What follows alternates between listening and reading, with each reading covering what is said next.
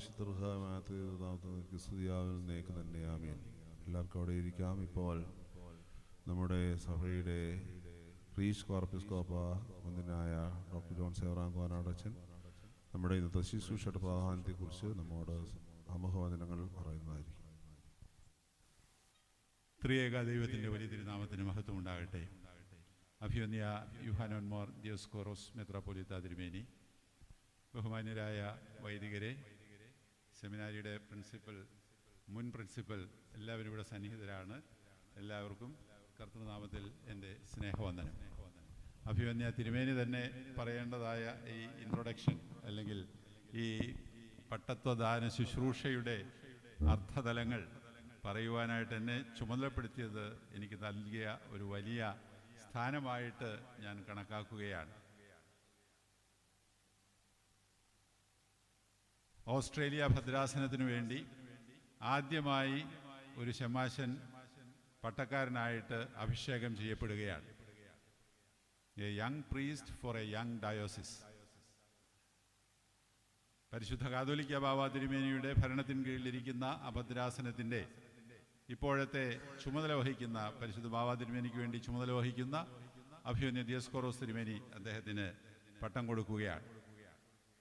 അതിപുരാതനമായ കർത്താവ് തൻ്റെ ശിഷ്യന്മാർക്ക് നൽകി, അവിടെ നിന്ന് തലമുറ കൈമാറി അഭിവന്യ തിരുമേനിയോളം എത്തിയതായ പട്ടത്വത്തിൻ്റെ നൽവരം ഇന്ന് മറ്റൊരാൾക്ക് കൂടെ തിരുമേനി ദാനം ചെയ്യുകയാണ്. പട്ടത്വത്തിൻ്റെ നൽവരം കർത്താവായ യേശു ക്രിസ്തു കൊടുത്തത് സ്ലീഹന്മാരുടെ സംഘത്തിനാണ് എന്നുള്ളതാണ് നമ്മുടെ വിശ്വാസം.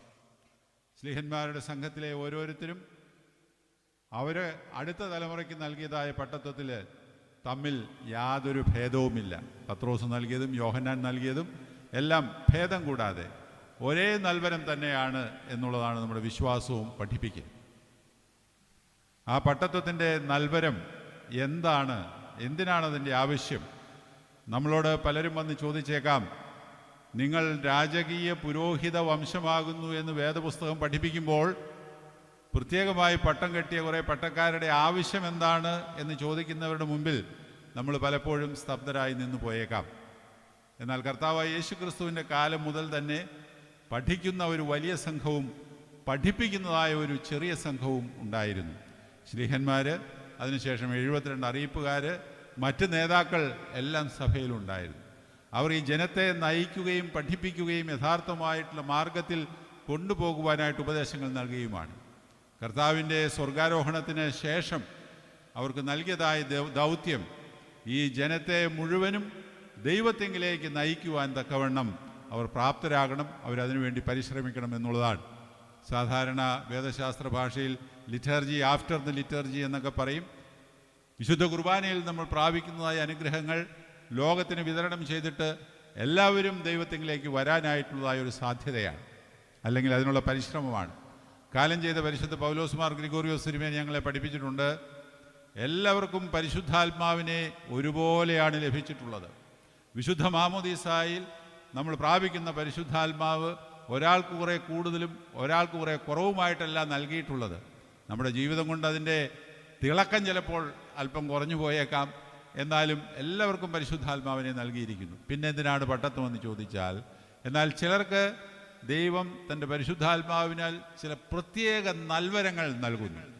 ചിലർക്ക് പ്രസംഗിക്കാനായിട്ടുള്ള നൽവരം, ചിലർക്ക് പാട്ടുപാടാനായിട്ടുള്ള നൽവരം, അതുപോലെ വിശുദ്ധ കുർബാന അർപ്പിക്കുന്നതിനും ജനത്തെ നയിക്കുന്നതിനും കൂദാശകൾ അനുഷ്ഠിക്കുന്നതിനുമൊക്കെ പരിശുദ്ധാത്മാവ് പ്രത്യേകം വിളിച്ച് വേർതിരിച്ചിട്ടുള്ള ആളുകളാണ് പട്ടക്കാർ, അല്ലെങ്കിൽ പട്ടത്വത്തിൻ്റെ വിവിധ ശ്രേണികൾ എന്നുള്ളതാണ് നമ്മൾ പഠിക്കുകയും മനസ്സിലാക്കുകയും ചെയ്യേണ്ടതായിട്ടുള്ളത്.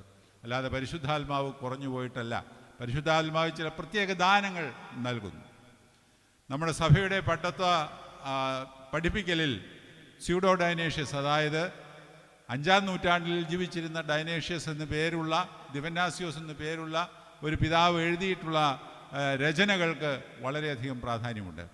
അദ്ദേഹം പറയുന്നത് ശമ്മാശന്മാർക്ക് 1 താലന്താണ് ലഭിക്കുന്നത്. അതുകൊണ്ട് അവർ പട്ടം കൊടയ്ക്ക് നിൽക്കുമ്പോൾ ഒരു മുട്ടുകുത്തി നിൽക്കണം. വൈദികർക്ക് 2 താലന്താണ് ലഭിക്കുന്നത്. ശമ്മാശന് ലഭിക്കുന്നത് ശുദ്ധീകരണത്തിനുള്ള താലന്താണെങ്കിൽ വൈദികർക്ക് ലഭിക്കുന്നത് ശുദ്ധീകരണത്തിൻ്റെയും പ്രകാശീകരണത്തിൻ്റെയും താലന്താണ്. സുറിയാനി ഭാഷയിൽ മനഹറോനോ എന്ന് പറയും.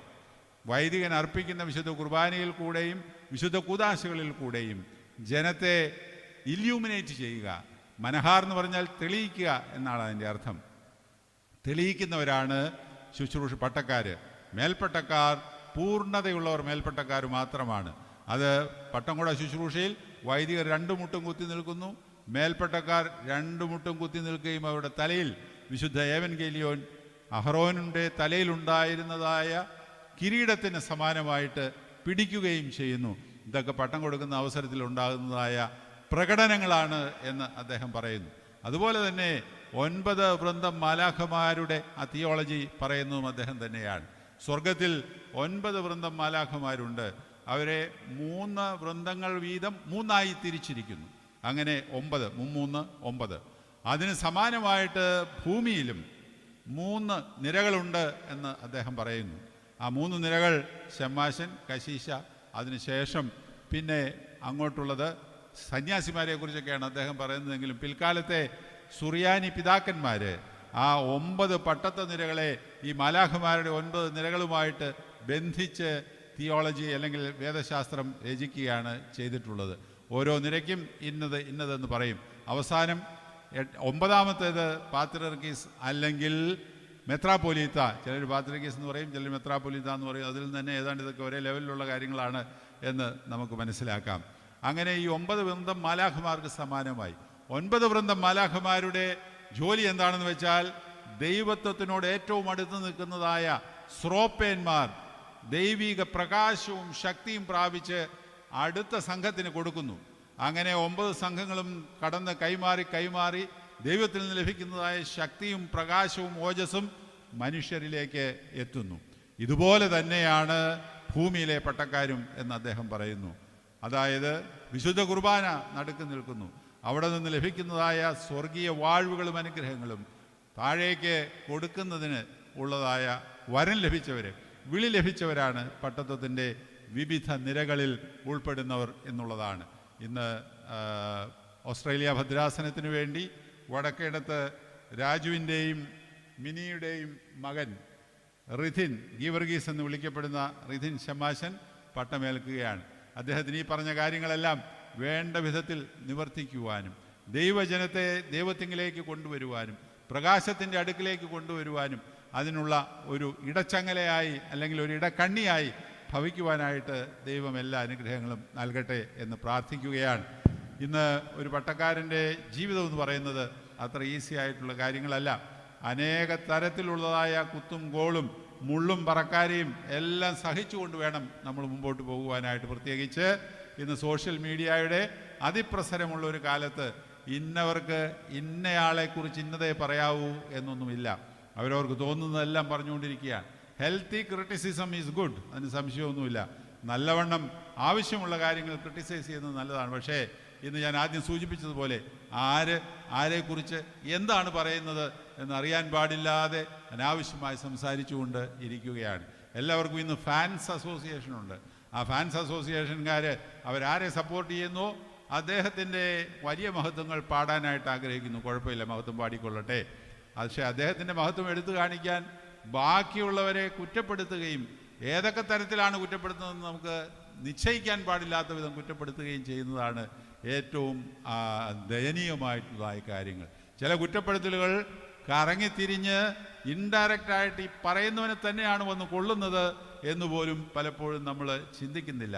നമ്മുടെ സഭയാണ്, നമ്മുടെ സഭയിൽ അതിൻ്റെ കാര്യങ്ങളെക്കുറിച്ച് ഒരു പരിധിക്കപ്പുറം നമ്മൾ വിമർശിക്കുമ്പോൾ അത് നമ്മളെ തന്നെയാണ് വന്ന് കുത്തുന്നത് എന്നോർക്കാതെയാണ് പലപ്പോഴും പലരും അനാവശ്യങ്ങൾ എഴുതിവിടുന്നത്. അത് പോകട്ടെ, അനാവശ്യങ്ങളൊക്കെ കേൾക്കാൻ ബാധ്യസ്ഥരാണ് വൈദികർ എന്ന് ഞാൻ പറഞ്ഞു എന്നുള്ളത് മാത്രമേ ഉള്ളൂ. അവിടെയെല്ലാം തകർന്നു പോകാതെ പിടിച്ചു നിൽക്കുവാനായിട്ട് സാധിക്കണം. അതിനോടെല്ലാം വൈദികർ പ്രതികരിക്കേണ്ട ഒരു രീതിയുണ്ട്. അതിനനുസരിച്ചേ നമുക്ക് പ്രതികരിക്കാനായിട്ട് സാധിക്കുകയുള്ളൂ. ചിലർ പറയുന്നതിന് അതേ നാണയത്തിൽ തന്നെ നമ്മൾ തിരിച്ച് പ്രതികരിക്കാൻ പോയാൽ ആ ആൾക്ക് ഒരു വൈദികൻ്റെ ശരിയായ ഗുണമില്ല എന്ന് നമ്മൾ ചിന്തിക്കേണ്ടതായിട്ട് വരും. അതുകൊണ്ട് അതുപോലെയുള്ള എല്ലാ കരുണകളും ദൈവം നൽകട്ടെ. പ്രയാസങ്ങളും പ്രതിസന്ധികളും വരുമ്പോഴാണ് ഒരു മനുഷ്യൻ്റെ ഉള്ളിലുള്ളത് എന്താണ് എന്ന് തെളിയുന്നത്. സ്വർണം ഉരച്ച് കഴിയുമ്പോഴാണ് അതിൻ്റെ മാറ്റ് തെളിയുന്നത്, അല്ലേ? എന്ന് പറയുന്ന പോലെ നമ്മുടെ ജീവിതത്തിൽ പ്രയാസങ്ങളും പ്രതിസന്ധികളും വിഷമഘട്ടങ്ങളും വരുമ്പോഴാണ് നമ്മുടെ ഉള്ളിലുള്ള മെറ്റീരിയൽ എന്താണ്, അത് യഥാർത്ഥമായിട്ട് സ്വർണ്ണമാണോ ചെമ്പാണോ ഇരുമ്പാണോ എന്ന് തെളിഞ്ഞു വരാനായിട്ട് പോകുന്നത്. പ്രയാസങ്ങളും പ്രതിസന്ധികളും നേരിടുവാനും ഉചിതമായി നേരിടുവാനും ദൈവം എല്ലാ കരുണകളും നൽകട്ടെ എന്ന് പ്രത്യേകമായിട്ട് പ്രാർത്ഥിച്ചുകൊണ്ട് ഈ എൻ്റെ എളിയ വാക്കുകൾ ചുരുക്കുന്നു.